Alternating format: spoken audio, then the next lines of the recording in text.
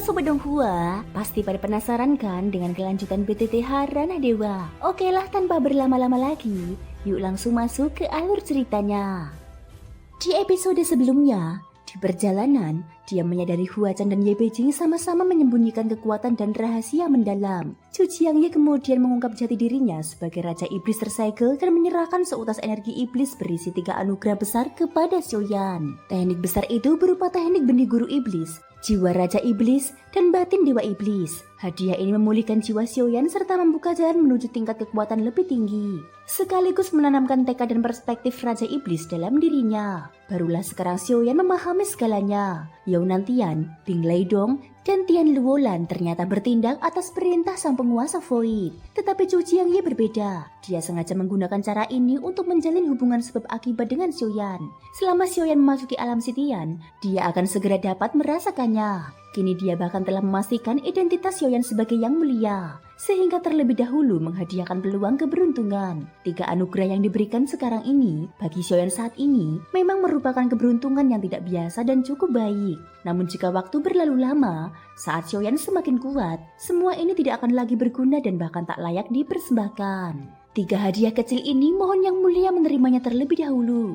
Jika dapat membantu raja ini keluar dari kesulitan, aku pasti tidak akan mengecewakan. Suara terakhir itu bergema, dan seketika pikiran Xiaoyan pun kembali hening. Tubuh klon dan tubuh asli terhubung oleh jiwa. Pada saat jiwa pulih, jiwa tubuh asli di dunia subdimensi lain bergetar, dan seluruh pemahaman yang diperoleh pun sepenuhnya kembali. Bahkan pada saat yang sama, dia juga memperoleh. Tak lama kemudian, tubuhnya bergetar ringan. Barulah dia perlahan membuka mata. Di bawah kakinya tidak ada daratan kokoh, yang ada hanyalah benua-benua yang melayang di udara. Yang memisahkan mereka bukan lautan, melainkan lapisan awan. Cahaya dewa bagaikan air terjun batu jatuh dari langit, menyelimuti seluruh alam dewa dalam kilau abadi yang gemilang. Sebuah istana dewa yang megah melayang di pusat samudera cahaya ilahi itu. Kompleks istana tersebut terkenal sebagai wilayah suci tanpa celah, dengan ukiran balok dan bangunan megah. Makhluk suci kuno terbang di antaranya. Mata air roh dan air terjun menghiasi sekelilingnya. Energi langit dan bumi yang pekat hampir memadat menjadi cairan. Tak terhitung sosok kuat berlalu lalang di dalamnya. Ada yang berdiskusi dao, ada yang berlatih kemampuan ilahi, dan ada yang duduk bermeditasi memahami hukum. Pada saat Huachan kembali, entah sejak kapan dia telah bangkit dari duduk bersila, berdiri di atas pedang ilahi dengan tangan di belakang punggung. Tatapannya menyapu seluruh dunia. Sorak-sorai menggema di mana-mana. Terlihat tak terhitung para kuat bersujud berlutut. Semua mata tertuju pada Huachan di atas pedang ilahi di udara. Alis Xiaoyan sedikit berkerut.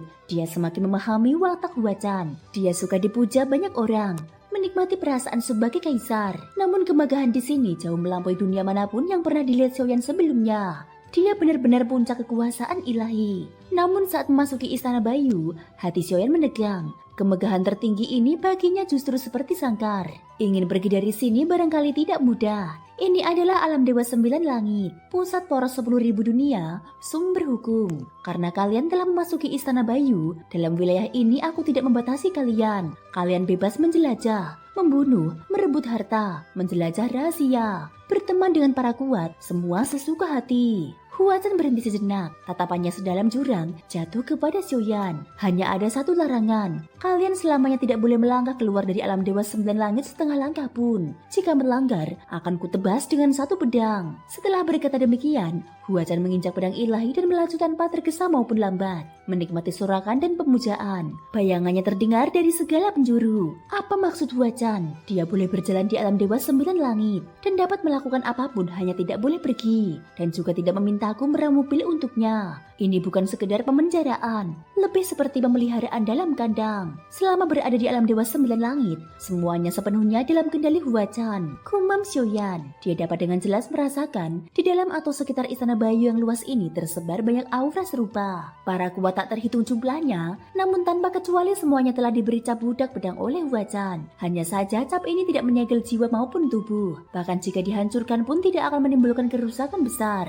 Namun tak seorang pun berani menghancurkannya, karena tak ada yang ingin memprovokasi penguasa langit 9 matahari ini. Satu helai pedangnya saja dapat memusnahkan seketika. Hati Xiaoyan dipenuhi keraguan. Tindakan Huachan terlalu aneh terhadap dirinya hingga kini tampaknya tidak lagi berniat membunuh, hanya ingin mengurungnya di sini. Jika demikian, maka klon roh asal Xiaoyan bisa saja diam-diam melepaskan diri dan pergi. Namun karena sudah sampai di alam Dewa Sembilan Langit, karena telah datang, maka dia akan melihat apa sebenarnya keajaiban alam yang begitu termasyhur di antara 9 dunia ini. Xiaoyan menekan pikirannya dan dugaan terhadap motif Huachan. Dalam situasi kurungan yang tampak bebas ini, dia hanyalah sebuah klon, tak perlu terlalu memikirkan. Sebaliknya dia harus menjalankan rencananya datang ke sini. Saat ini dia memiliki dua tujuan. Pertama, perkataan sisa jiwa wanita Yuan Shen, memeriksa apakah masih ada keturunan ras Yuan Shen yang tersisa di sini. Kedua, menuju sekte pil emas 9 putaran, melihat apakah dalam bidang alkimia masih bisa maju lebih jauh. Selain itu, dia juga berharap kekuatan jiwanya dapat menembus lagi. Jika dapat naik ke alam ruang, itu tentu yang terbaik. Untuk saat ini dia masih bisa tinggal sementara di Istana Bayu, melihat apakah dapat menemukan petunjuk. Jika tidak, barulah menjelajah sekte pil emas 9 putaran. Maka Xiaoyan pun mulai berkelana tanpa tujuan di sini.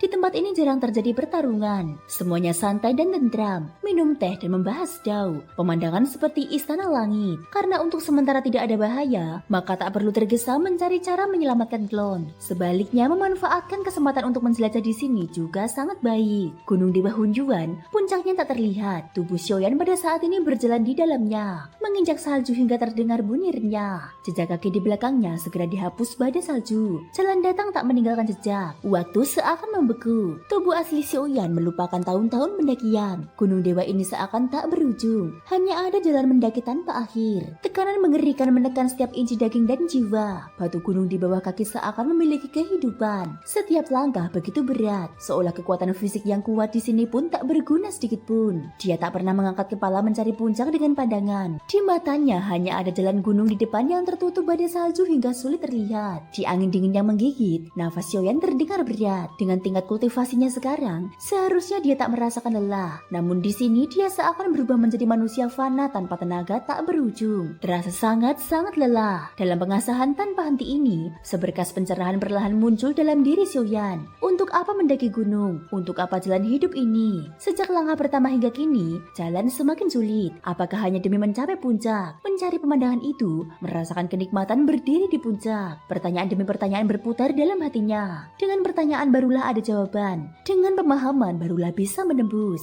Xiaoyan melihat gunung ini tertutup salju. Pemandangan putih bersih. Melihat hujan badai menyapu puncak gunung yang berliku. Setiap langkah maju pemandangan berubah. Yang ditanggungnya adalah terpaan angin, embun beku, hujan, dan salju. Yang diukirnya adalah tekad yang tangguh. Yang ditimbulkannya adalah resonansi langit dan bumi.